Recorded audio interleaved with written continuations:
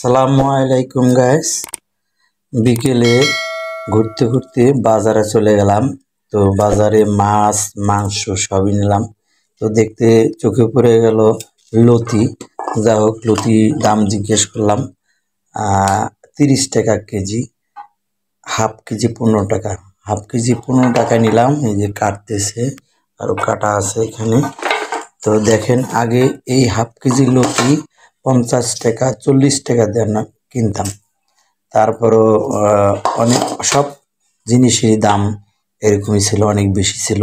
তো যে লতি 50 টাকা দিয়ে কিনতাম হাফ কেজি, সেই লতি 15 টাকাতে পেলাম আমরা।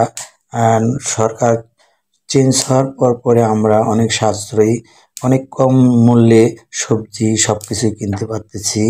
তো আপনারা ডক্টর ইউনূস স্যারকে চান না কোন সরকারকে চান, একটু কমেন্টস করে বলবেন। ধন্যবাদ আপনাদের।